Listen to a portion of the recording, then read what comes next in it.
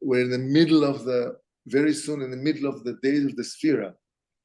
In 2 days, we're going to have 25 days of the Omer, and we're passing 50 days. And interesting enough, the middle point is the Netzach Sheba Netzach. Netzach is the center of the Sphira. These are very hard days, very difficult days, days with a lot of judgments in the air of the Sphira. We see that there's like this aspect of mourning for those 24,000 students who were niftar like 2,000 years ago. Shalom Aleichem.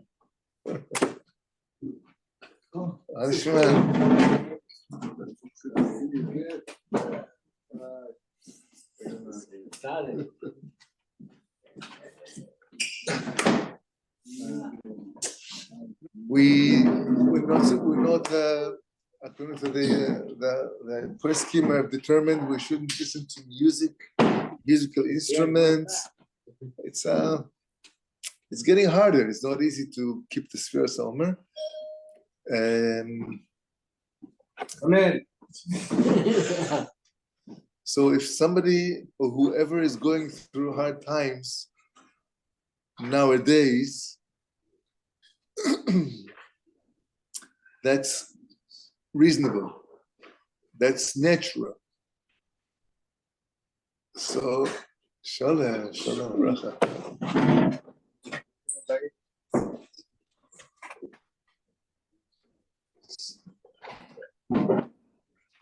Oh, let's get around.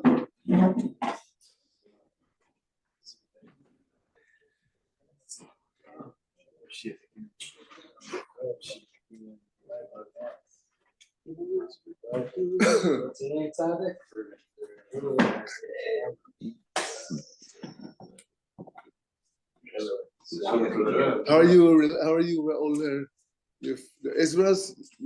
Your friends of Ezra? Yeah, I'm very good friends with Ezra. Yeah. I know a few guys here. Shalom Mashiach. Bezrat Hashem.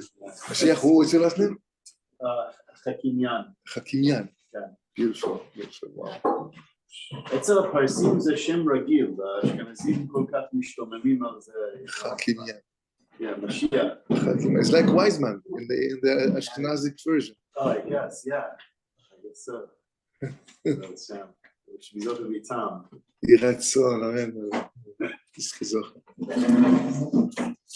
So these days of the Omer are very harsh. They're days of judgments in the air.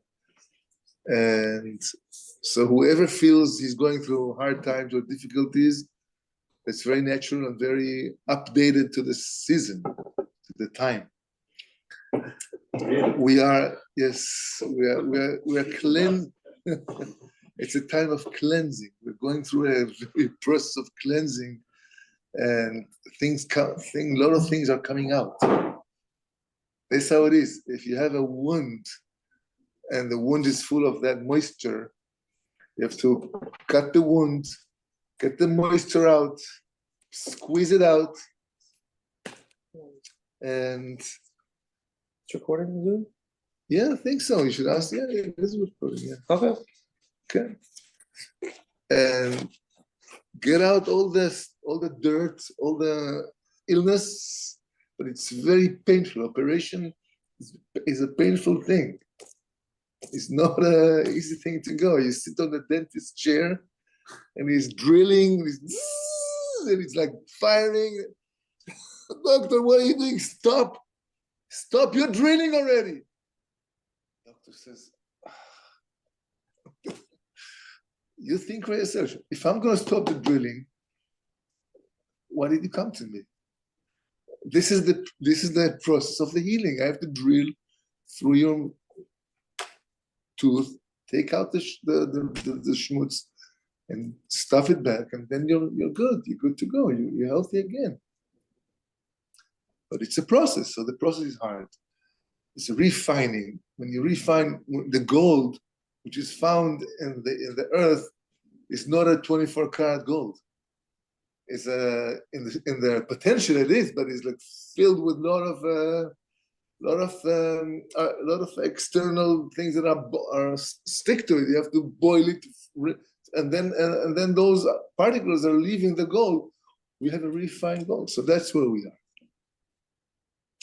and it's good. We have to when you know that, it's easier to cope. Just okay, I'm not the only one who go through these difficult times, and this is why it's very important to have sometimes to speak, to talk chaverim together, to have like a meeting, conversation, get together, to talk about each one's, things. And funny enough, you see that we're all going through the same things. It compromises you a little bit more. Have it? It's possible a question. All the time. What's the reason that, like, can't Hashem? I understand the examples that we're giving, like it's like worldly examples, like gold and things like this. But can't Hashem do anything? It doesn't necessarily have to be this way. Like, why does He choose that? So yes, there were times. Just to add, that question was like, why is Sphira bad? Like, what makes it a shver time? Like, what's the? I never heard this concept. That's another question. We'll relate to both questions. There were times in humanity when everything went beautifully, not a problem. The fruits were growing right away. You didn't have to plant or to plow. The wealth was full of water. Always there. Nothing. But you know which period of time was that? Of Sdom. They had everything they needed. Nothing to work hard for. The result is known. When we are going through, we have to earn. That's how the world is designed. Hashem has designed this world to be a world of hard work and a reward. It says the biggest the biggest happiness is when you eat your own work. That's right. Don't eat the bread of shame. The highest level of happiness. If you haven't worked for something, you're gonna get the reward just like thrown to you without working for it. There's a lack of satisfaction. People don't. It's not good for anybody to live. If there wasn't Yitzhahara, we wouldn't want to get close to Hashem because we'd have everything good, and the lines would be good. So Hashem created the world with that balance. So what's another purpose? To the Choshe is only to get the art, because there's always art, right? It's just restricted. And whenever we go through Choshe, there's always going to be art that's coming. Why? I don't know. There's another purpose for Yetzirah. Another purpose that Yetzirah, when we fail, when we stumble, we are shown at our weak points. And when you're shown what you need to repair, it's easier to repair because you know what to do. Yeah. So it's kind of a way to. So when we talk about being spiritual, being close to God, being satisfied and happy, that's a goal. Everybody wants to get there. But because of the difficulty of life, it's becoming more and more hard to get there.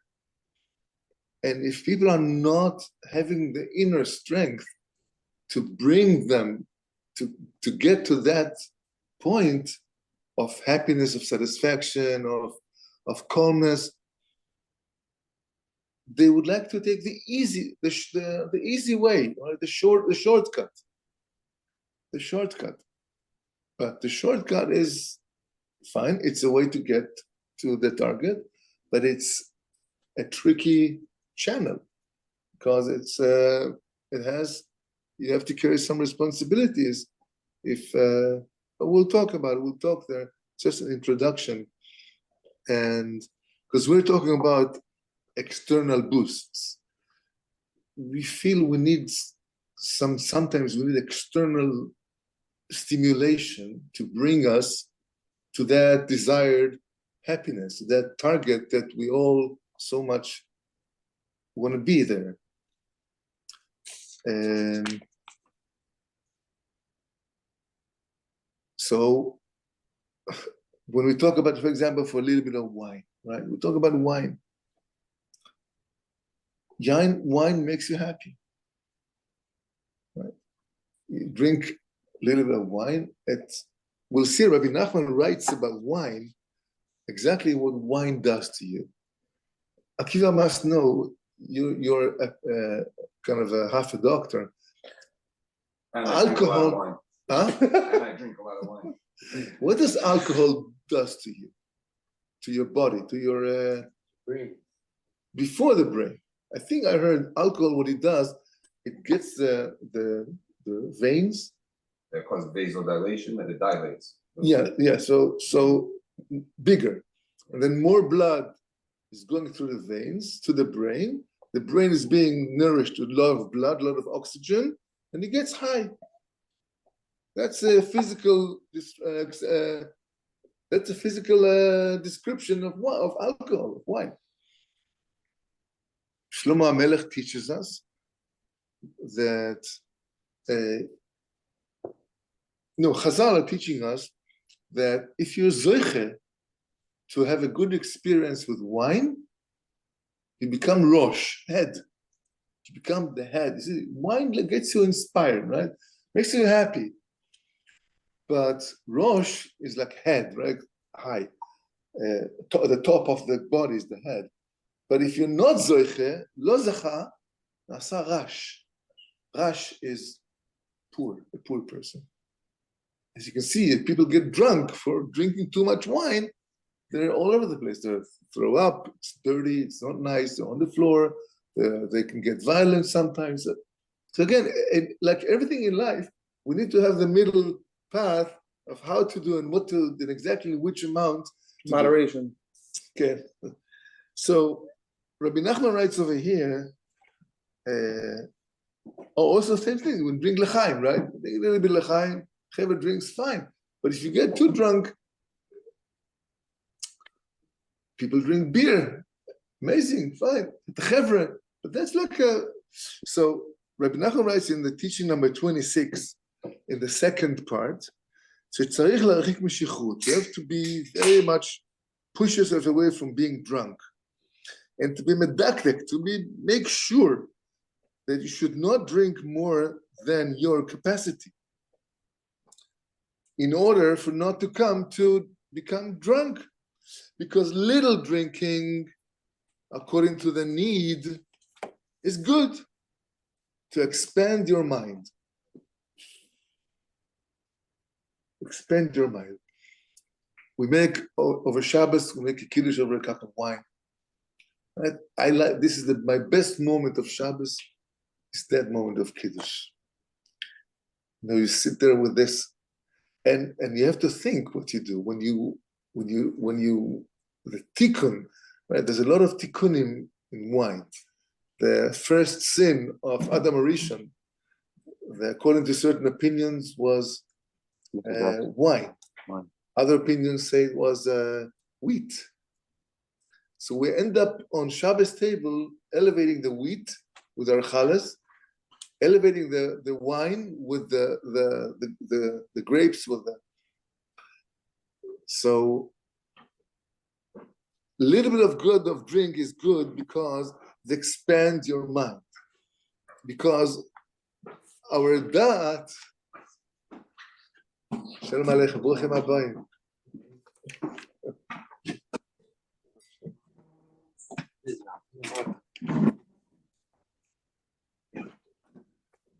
When a person drinks in the measure, like as he's ought to, according to his measure, his ability, then his mind gets expanded, and his brain gets elevated, and then the chasodim, the good parts, the chesed, the chesed is the opposite from din, from judgment, is being expanded and more And our sages also spoke about wine, and they taught us. Whoever gets tempted with his wine, he can get the awareness of his creator. So we see that drinking wine, is allowing us to appreciate godliness on a higher level. Because we're not so much quetched. We're opened more. We're more open. But again, the measure is here, and it is artificial thing. It's like an external thing that we add onto us in the right measure. It's very good. But if a person drinks too much, then he can get to being angry, getting mad, getting violent, getting too much drunk. Then the judgments are taking over, and sometimes he also can be a part of the other side of the Sitra Achra, that evil side that we don't want to get there. We only want to get to the side of the kedusha, of the holiness, not to the side of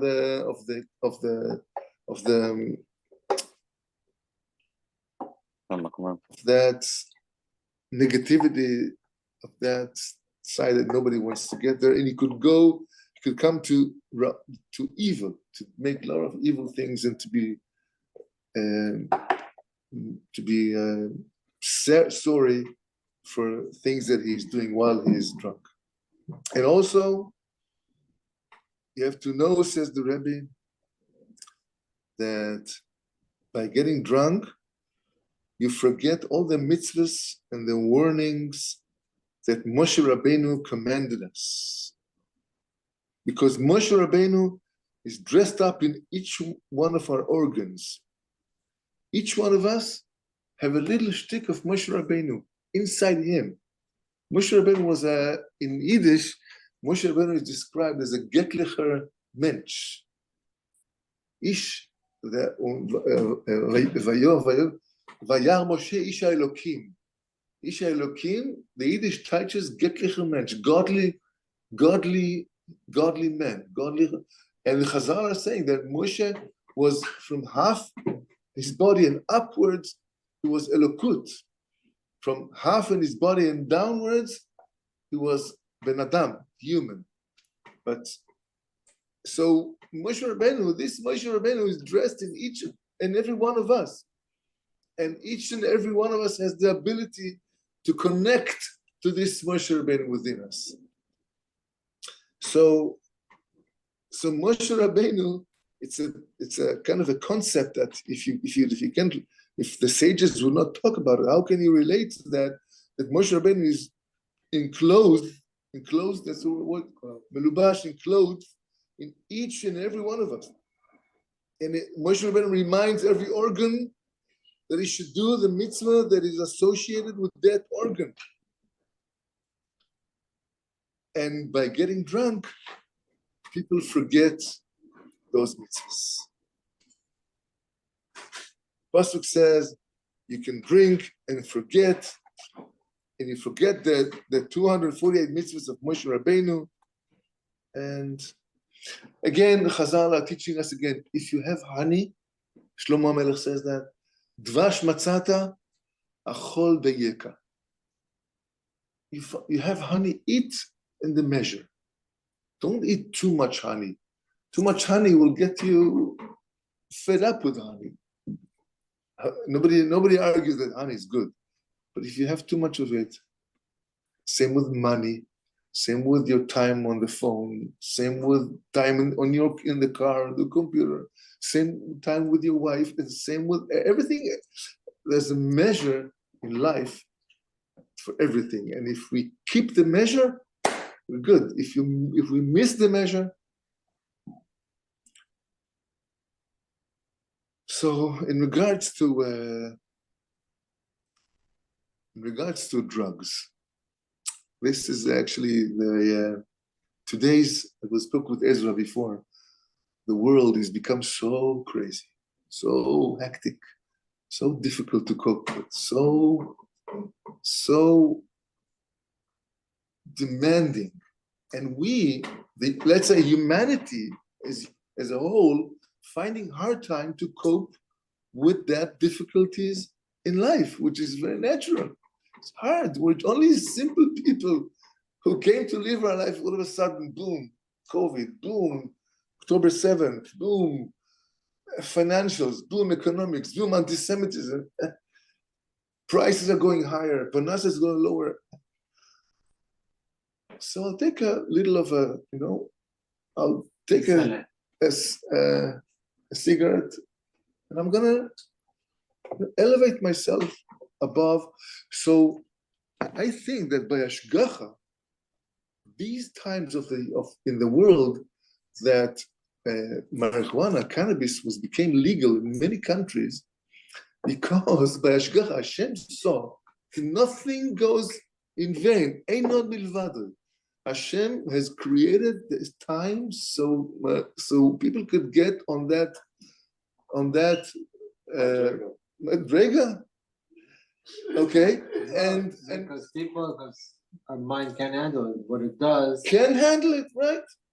Can't handle it. You're right. You have to Look around. Fine. Fine. Just stop. Nobody should leave right now. Ezra heard what he wanted to hear. I just stopped smoking, Rabbi. I took a sick. With that, we as Jews have to remember that we're not a part of this crazy world. We're not. So for the nations, Hashem has found a solution. Go ahead, get your whatever it is that. And the Jews should sell it to them to make money. Lama lo. But again, something that is good for a goy, not necessarily is good for a yid. The other way around.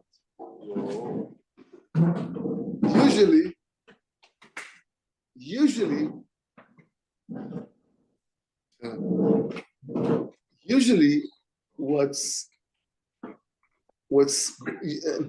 good for a non-Jew is not good for a Jewish guy.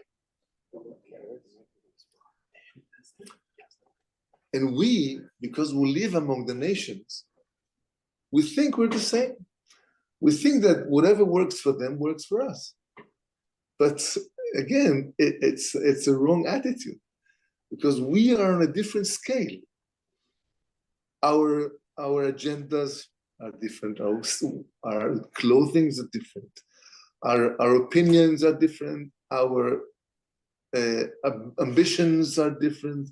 Our perspective to life is different. Our family life are different. Our kids are different. We're not a part of the world. But because, as the prophet says in the Sefer, in the Tanakh, he says, Vayichyu bagoyim, or the Tehillim where it is, I'm not sure. Vayichyu bagoyim ve'ilmedu ma'asehem. They lived among the Jews lived among the nations, and they learned from their ways. Because there's not much difference. We look the same. We work. We drive the cars. We have the same sofas, same homes. It's like very easy to get mistaken to think that I am like a goy. What's the difference? Right, so I go to shul, but I'm like a goy in the rest of the. And here comes the mistake, that when the yid is trying to find his way in this roller coaster, so he says, okay, I'm going to see what's good for the others, and I'm going to do the same, but it's not the attitude. It kills us eventually. It kills us. So, and on top of that, as we're discussing drugs, drug was an option to cope with the difficulty. But then the drug goes away, and I'm left alone. So I found an easy way to cope. Okay, maybe I've coped. But then when it's gone, what am I doing now? It's not something I have generated from myself. It was an external boost. And as an external boost, okay, food is also external boost. But again, it's a different thing. It's a different thing. So what we want to try and do is to connect to something stronger, something more valuable than the artificial power that gets me going. And usually the emunah would get in and will help us cope with every hard things, every harshments in the world. And we have to remember that Hashem is never angry at us. If people want to get closer to Hashem by using an artificial substance, that's not what Hashem wants. Hashem wants you with who you are and how you are. He's never complaining at you. Hashem never dislikes you if you're in a certain point, and he likes you if you're on another point. Hashem loves you through the spectrum. Wherever you are, whoever you are, how you are, in the pits, in the muds, in the darkness, in the sunshine, doesn't matter. Hashem is in love with you. And he respects you, and he knows what you're going through. He knows your challenges. He knows your difficulties. He understands what you have to go through. And I've discussed this matter before, maybe in this house, I'm not sure. The Torah in Parashat Noach teaches us about angels who came down from heaven. Angels, angelic creatures. Do angels sin? Angels they came down, they saw how pretty were the women of the earth, and they sinned. Angels. So if angels sin in this world, is there any complaint about me? I'm human, I'm flesh and blood. I'm full of desires, full of attractions. Everything that moves around drives me crazy. Especially men, drive you crazy. And the billboards and the buses and you just name it. It's like impossible to live here. But still, Hashem put us here in order to cope and to win. And when Hashem sees that we are coping and struggling and winning with our own strength, and even if we fall, but we fall, we rise. As we rise, we fall again and we rise again. But that's what Hashem wants from us, because only through that rising and falling, naturally, I'm getting to build myself up slowly. But then if I'm bringing like a flood of water into my slow process, I'm just killing the whole thing. A flood of water means something artificial, external, that gets me like boo, and then down to the pits. I have to start again from a very lower point from where I was before, struggling, making my way upwards, making my way slowly, but I'm making my way up.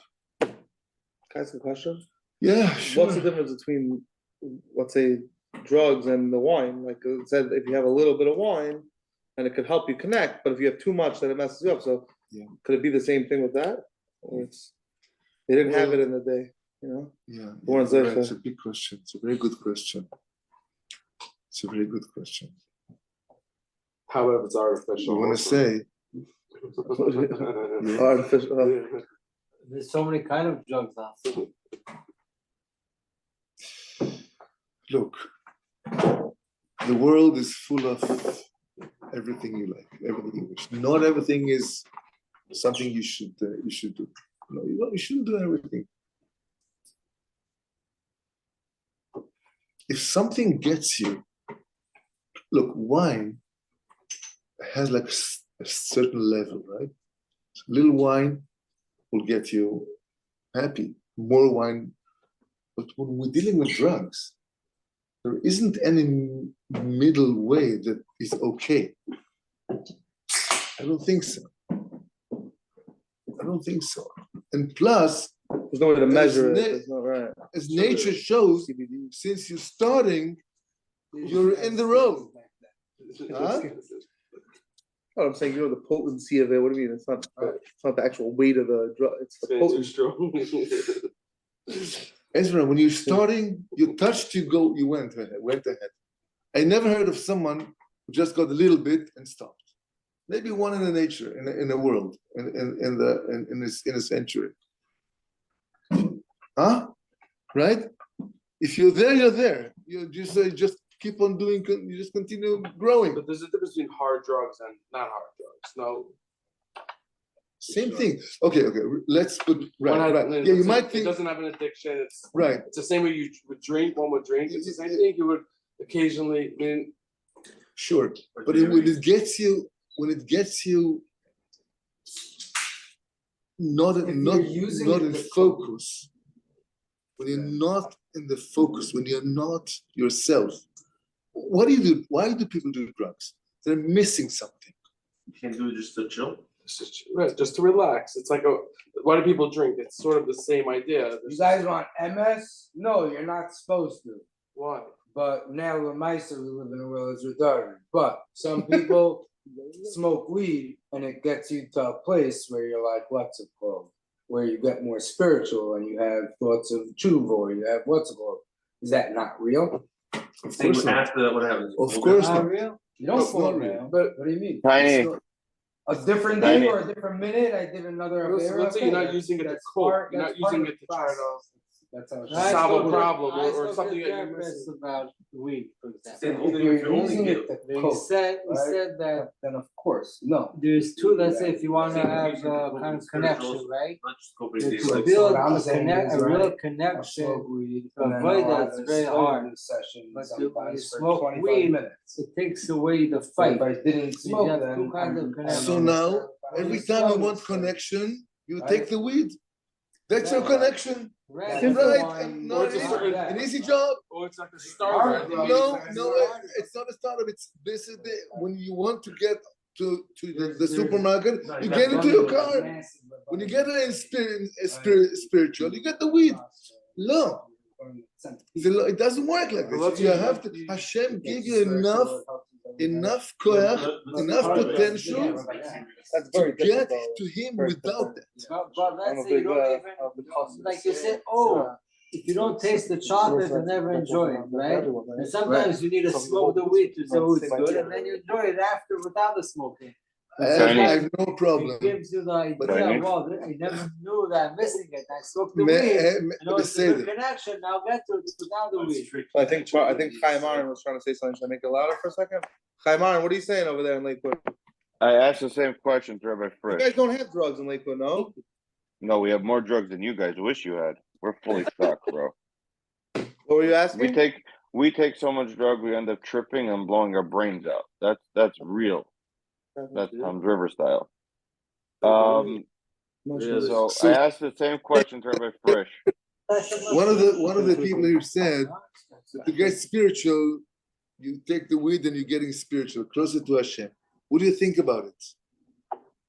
So Rabbi Frisch told me, he said, because I know someone that was on weed and he had a trip and it was amazing and he wanted to do tshuva and he was so excited. So Rabbi Frisch told me that samim, drugs, get you from point A to point F very quickly. It's not a natural jump. So you get there, but you're bound to fall back down. You could get to the same level by doing it slowly with a svaididus and other ways, and you'll get to the right area. No, yeah, that's right. So it's a shortcut, right? It's a shortcut. It's a shortcut. Samim is a shortcut. And if you're ending up, They don't do the work. if you end up needing the shortcut, if you end up not able, if you end up being not able to get there on your own, just every time you need that thing, you use that external thing. This is not emes. Something is missing over here. It looks okay, it looks spiritual, I heard some rabbis will tell yes, but the Torah perspective, we have to know the Torah perspective is not that. But let's say not using it to get close to Hashem. You're just using it to relax, or it's same as people drink. Sure, but when You're not trying to connect. But when you become obsessive, relax for yourself. there's no other choice for you to relax. Only through that, something is missing. You have potential. Why to use something out of your potential? And when it's gone, when you can't get it, then what? We came here. We came here to free ourselves from limitations. We came here to free ourselves from limitations. So we're limited. If we have enough desires of our own. The world is offering us enough things, and there's the thing. The problem is people don't hold highly enough from themselves to be able to get there. So every time they're getting to a hard point, you take the easy way. But remember that coping is builds you up. Dafka coping. There was a knife. The knife said, was an old knife, cutting, get worn out. Came there, knife sharpener, took the knife, start sharpening the knife. The knife started screaming, "Ay, vey, what are you doing to me? It's painful. You're killing me. You're So the guy says, "Okay, you want to be able to cut properly. You have to sharp you. I have to take a little of to make you work. Difficulties doesn't mean that I have to run away, not to cope. Fine, cope, and gain another level.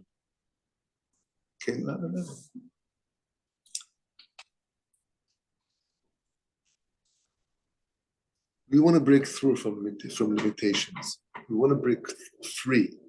We want to be who we are on our own, not just necessarily not to be ourselves. That's what seems to me the approach. Someone asked the question, if I'm not mistaken, that like the Rav said, we have a lot of tavot. Why do we want more? But someone mentioned that maybe that's one of like the kosher ones. We have already so many tavot that's for forbidden things, and this is like a little bit of a gray area. It's not like completely forbidden because there's rabbanim that are yes, no, Yeah, they're baked. Those are butter. For all the people that were Tares, that you went through so much trauma, it's only way for you to whatever. People don't want to go through the real avoida that takes years. Like the Torah says, it's the change of media could take a lifetime. And yes, you went through things in life, and now you have to go to the avoida. But remember, no. I'm saying that because where the gray area is not sure that you're going to stay in the gray area.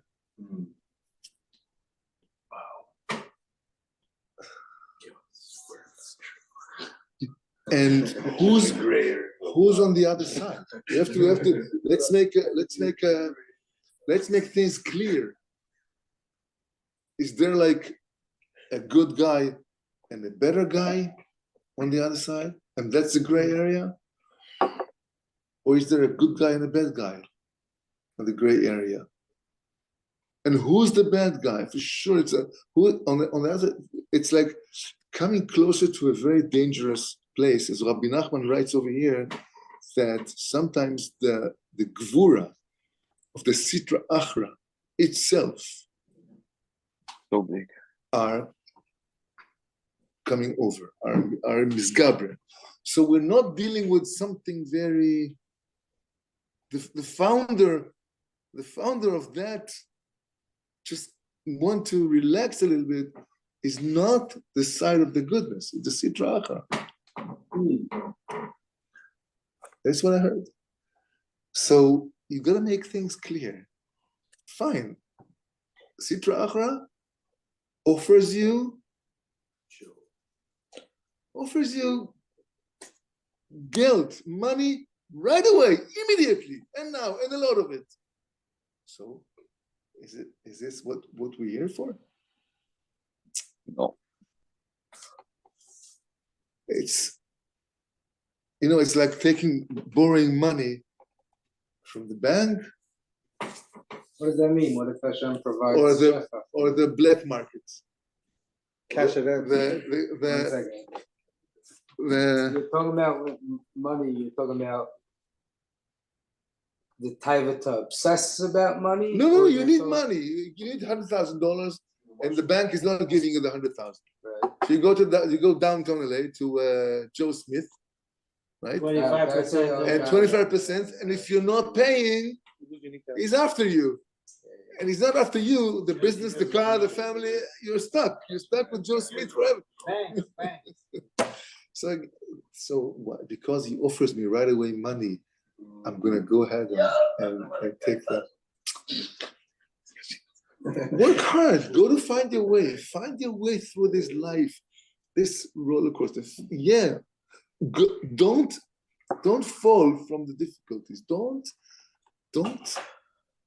Don't lose hope on yourself and choose the shortcut, because the shortcut is not what you're looking at. You better work, you better strive, you better earn it yourself. Earn it yourself. Even the leisure, even the relaxation, earn it yourself. This is an external boost. It's not something that will work for you. Is it that it's not a boost, or that it's going to take you off the gray path, the dark path? It's going to take you to the darkness. It's not. It's yeah. Or keep you in the grave, like you said, or just keep you there. Either way. It won't get you good.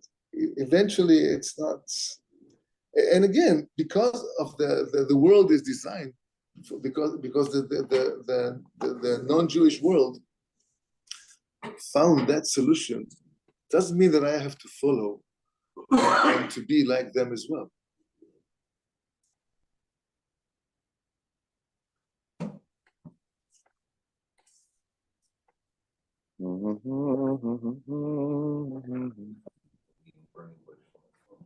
He says he's deleting the dealer from his phone. It's not good also. Both is not Slowly. He's gonna be our coach. This is our coach, guys. Let's go forward. This is our drug counselor. Let's go forward. Akiva. Let's go for I it. have 20 years of experience. What's the good solution? What's the better solution? Is there a better solution for us? Let's think about it for a second, right? Move to Tzfat. Let's say we want to get off. Yeah. It's everywhere. But let's say You smoke it's fine, it's different though. You see how I It's read? true. It's really true. You feel the energy there, I'm telling you. That's exactly. I still remember when I'm 18. I went to Tzfat now, for one day. I went all the dvarim, and then smoke, and you could feel it without. Of course. You just Without stand there, smoke. you're not disconnecting from your phone, Right. disconnecting from everything. You go to Sefer Torah, and you only do that, and you don't. Right. And now it's easy because there's no distractions, because it's empty. You know what? It's you, God, and the caver. So let me ask you a When you do the question. same thing, I stand over there. Let me ask you a question. If your son, not your son, somebody else's son, would come to his father, says, Abba, he's 9 years old. Says, Abba, I saw that you always have a good time with My son told me, I love I the have a smell. friend. I have a friend, our neighbor is You know, and we went and had a smoke together. So it's gonna work. Are you gonna say, yes, son, that's a good way to live your life. Go ahead, continue to do that life. You're not gonna say that because you know the truth for others more than you know the truth for yourself. And that could be a compass. Could be a compass point. I can say the same thing when he's 18. Right. 18%. I took it. You feel that he's not gonna smoke. You prefer your son's not gonna smoke. Why? Because you must know deep down that it's better if he could somehow manage without smoking. If you have a choice, should my son become a stoner or should he? There's not a fine line. I'll take The occasional. When you're a teenager, what's called, you're gonna be a stoner because you don't know how to control yourself. You prefer that your son, when he's 20 years old, should be able to connect to Hashem without cannabis, or should he need cannabis? Which one do you prefer? Where's the Hashem bad science and go from KV? What do you mean? Okay, so you don't really stand a chance. Otherwise, it's only be cannabis.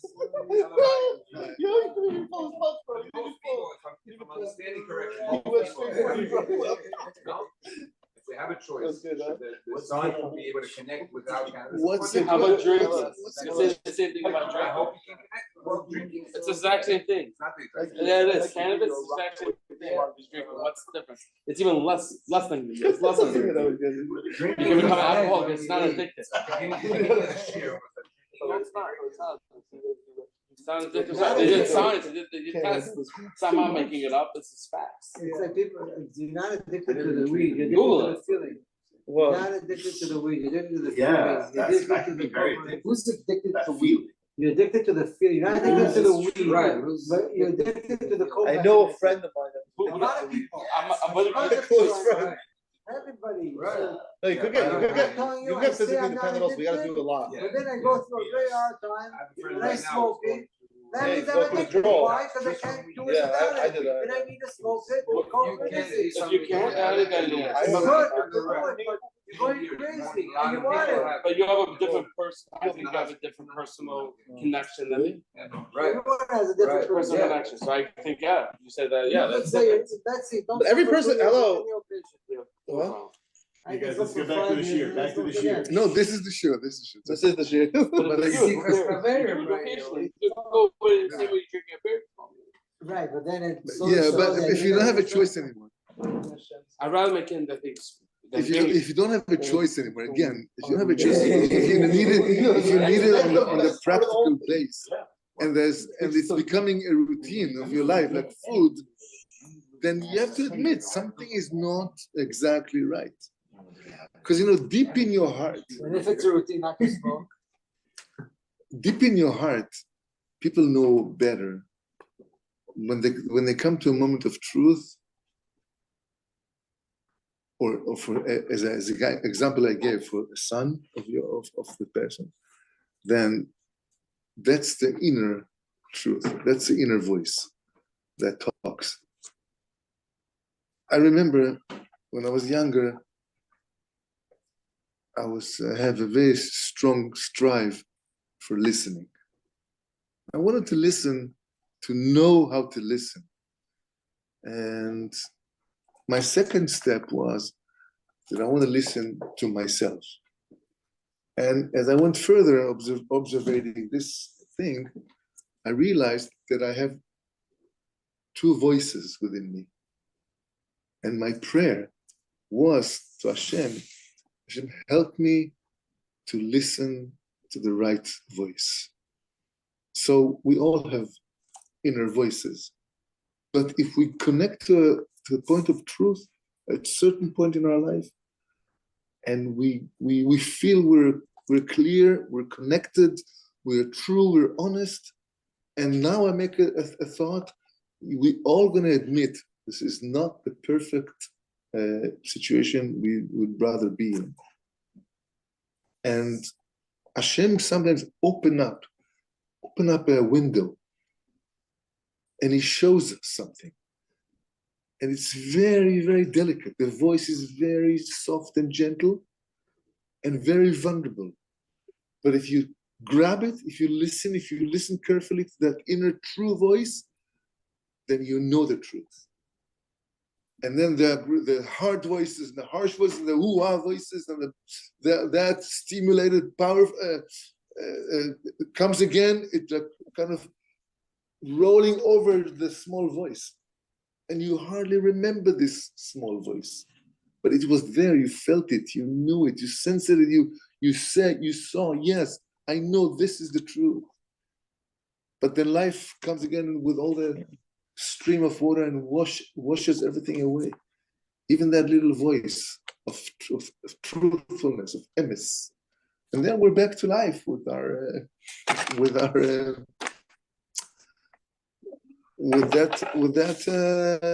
forgetfulness, with that confusion and loud voices. And the small me that I've connected to is being pushed down. And it's no longer heard until the next time that it's clear again. And then my truth comes up again. So we have to remember that, the compass. When you sense that truth, this is your compass. When you come to difficult times, remember the compass. Remember the truth. There's a little example. People have excuses, right? Let's say you were late you were late to your work, and the boss is telling you, why were you late? So you say, I missed the bus, or I broke my finger. I had to go, whatever. We don't necessarily say the truth, but the boss, he gets it. Okay, you had like something wrong. You hurt your foot. You were late. Fine. I guess I'm very honest why you're late. I say you're late. You're back. Don't do it again. But sometimes, in many cases, we kind of trick ourselves. We give ourselves the excuses of why we did the wrong things. So I once heard that the way to determine if your excuse is right, imagine yourself upstairs in the world of truth, next to Hashem, after 120 years, and they're going to ask you, why were you late? Are you going to give that excuse that you hurt your foot upstairs in front of God himself? No. Think of a much better excuse than that. No, you're going to say, yes, I overslept. I was lazy, I got up late, I went to bed late. You're going to say the truth. So think every excuse that you're giving yourself in the perspective, in the eyes of the emes, of that emestic point upstairs. And if you can give that excuse upstairs, go ahead, give this excuse downstairs as well. But if you cannot give that excuse upstairs, don't give it downstairs. Connect to your truth. And we're gonna conclude over here with a song. You came in the right time. Before we do the song, I just want to say to everyone that's here that Rabbi Aharon Carmi over here, Shlifa, he does all the fundraising for the Breslev Tsfat under Rabbi Koenig, Shlifa. So if anyone wants to donate, any amount is appreciated. If you wanted to do something to your friends, that could even donate more. Yeah. Your friends. Rabbi, this is my friend David Jones. Beautiful. I'm waiting for him. So what's the nigun? I'm also waiting. Akiva, what's the nigun? What's the good nigun, no? Mitzvah gedola liyot besimcha, liyot besimcha. Mitzvah gedola liyot besimcha, liyot besimcha. Mitzvah gedola liyot besimcha, mitzvah gedola liyot besimcha. Mitzvah gedola liyot besimcha.